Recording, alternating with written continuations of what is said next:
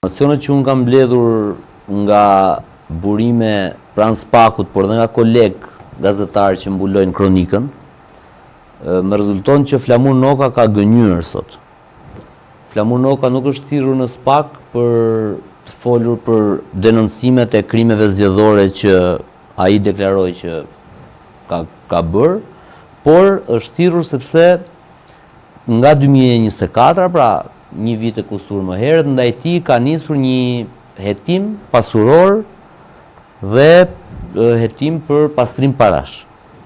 Pra, Gaz Bardhi ka çuar një goxha dosje në Spak, ku akuzonte, nëse të kujtohet,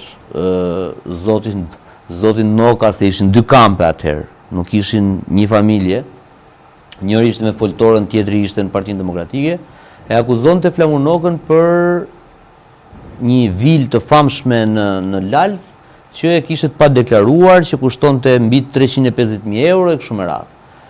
Dhe nga ajo dosje goxha voluminoze që ka nisur Gazmend Bardhi, ka patur po ashtu shumë indicie dhe është bërë një hetim i zgjeruar ndaj një vetting, le të themi, siç po bëhet ndaj çdo politikani që merret në hetim, nga anë Spaku në raport me Flamur Nokën. Dhe në informacionin që un kam, siç po thoja, Flamur Noka është thirrur sot për këtë çështje. Tani pyetja e natyrshme është pse Flamur Noka del dhe gënjen, duke thënë që më thirrën për krime zgjedhore, kur është thirrur për diçka tjetër. Kam përshtypjen se kjo lidhet me debatin publik. Partia Demokratike do që debatin publik ta mbajë tek farsa zgjedhore që ata e kanë interpretuar si farsë zgjedhore, ndërkohë që e vërteta është që rinumërimi tregon që nuk ka farsë zgjedhore dhe faktet tregojnë ose informacionet tregojnë që Noka ka qenë në Spak për hetimin që po bëhet ndaj tij, hetimin pasuror. Pra, zoti Noka në një farë mënyrë ka thënë një të pavërtetë sot për të shmangur debatin publik rreth tij. Pra ju thoni që zoti Noka ishte sot në Spak për akuzat që i ka bërë Gazmend Bardhi? Absolutisht. Domethënë një nga instrumentat ose gjërat më të rëndësishme të hetimit janë dokumentet dorëzuara nga Gazmend Bardhi ndaj Flamur Nokës. Dhe ai sot është thirrur për hetimin që po bëhet ndaj tij, hetimi pasuror dhe dyshimi për pastrim parash. Për këtë është në hetim Flamur Noka. Pse Noka del dhe thot nuk isha për këtë, por isha për zgjedhjet, sepse do që debati publik të fokusohet tek farsa zgjedhore që Partia Demokratike ka ngritur si kal beteje, dhe jo tek fakti që numri 2 Partisë Demokratike është një proces dhe hetimet kanë avancuar për pastrim parash, më se thash. Pra, ajo të çfarë ndodh të paktën sipas një përplasje brenda PD-s, do të kemi një përgjigje së shpejti se çfarë vendimi do të ketë Spak edhe për Flamur Nokën, apo pritet një tjetër në rrjetën e drejtësisë, çfarë pritet të ndodh paktën në këtë betejë? Dhe tani të qëndron edhe kjo më dyshja, do të thoja floget, sepse ne kemi parë që Gazmend Bardhi ka dalë shumë i qeshur ka Flamur Nokës. Çështja është, mund të mbajë një qëndrim ndryshe sot zoti Bardhi, nëse këto informacione që keni ju janë të vërteta dhe sot ai ka qenë për Gazmend Bardhin dhe mund të ketë një qëndrim ndryshe, apo çfarë nuk ndodh në këtë politikën tonë? Jo në këtë politikën tonë, po çfarë nuk ndodh me gazin. Se tani që politikanët ndryshojnë qëndrim, ndryshojnë opinion, ndryshojnë mendim, ndryshojnë nuk është një gjë e jashtëzakonshme që ndodh në gjithë planetin, por ka disa vija të kuqe.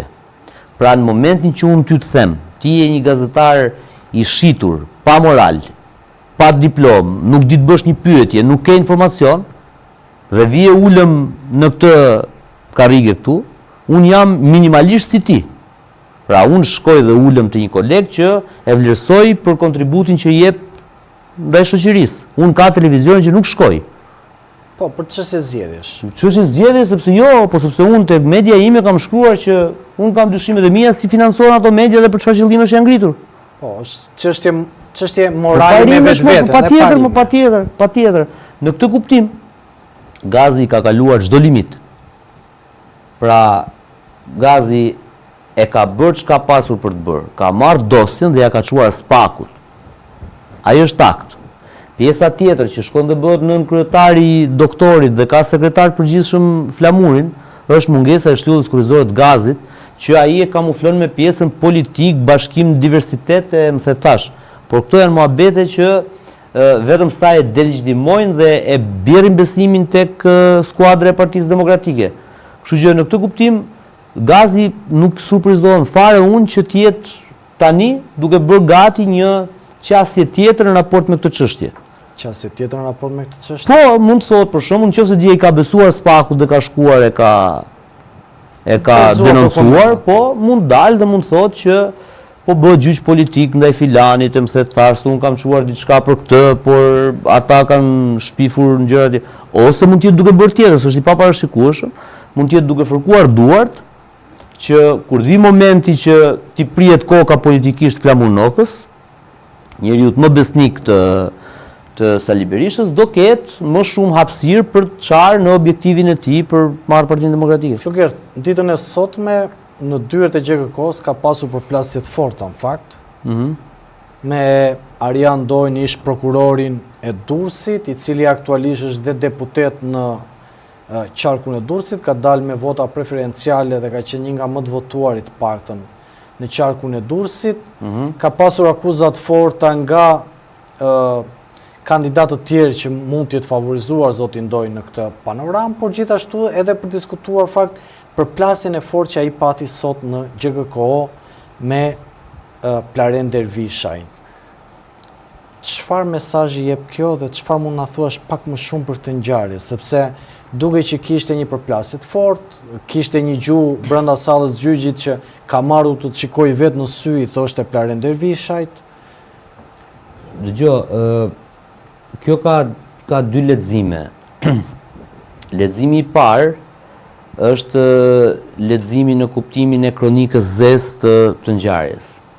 Pra, ndaj Zotit Ndoj, ku ishte brenda edhe një eksponent i botës skrimit para disa vitësh, është kryer një atentat ku ka ndruar jetë një fatkeq që ishte në mjet, por jo ai Rumi jashtë quajtur. Po, Rumi Shia. Apo Ndoj fatmirësisht që dhe nga ai diskutim që ka ndodhur, unë arrit kuptoj ose të parafytyroj se sa e tmerrshme dhe se sa e padrejt ka qenë drejtësia dje, mund të jetë dhe sot, nuk po them që sot ndriçohet. Po mënyra se si një eksponent i botës skrimit komunikon me prokurorin dhe tregon se ç'kan diskutuar dhe më herët me njëri tjetrin, pra palët kanë detyra të ndara. Prokurori ka detyrë të hetojë, ndërsa ai zotria eksponenti atje ka zgjedhur jetën e tij të kryejë vepra penale, më se thash. Në momentin që këta komunikojnë me njëri tjetrin si të ishin nga e njëjta bandë ose banda të ndryshme, këtu ka humbur pushteti gjyqësorit, ka humbur arsyen pse ekziston. Pra ti je aty për të hetuar, por në fakt komunikon me të si ai ose si shok, nuk ka rëndësi. Pra në çdo rast ti nuk mund të komunikosh si prokuror me një eksponent botës krimit, as sikur je një antar bande, as sikur je një kundërshtar i asaj bande, as sikur je një mik i atij zotrisë. Ti nuk mund të jesh mik për shkak të pozicionit dhe punës që ke. Kështu që në këtë kuptim kjo është e para. Në kuptimin e asaj që thot Dervishaj që erdhë të çon në sy e kështu me radhë, mua më duket sikur kërcënon. Që thënë Ndoj këtit, Dervishaj sepse Dervishaj. Po pra, ndjes, Ndoj Dervishajt është sikur ngjan edhe si një lloj presioni në një farë mënyre, por mund të jetë dhe krejt e kundërta. Mund të jetë ngjan si presion sepse sikur i thotë që unë di shumë dhe mund të them shumë që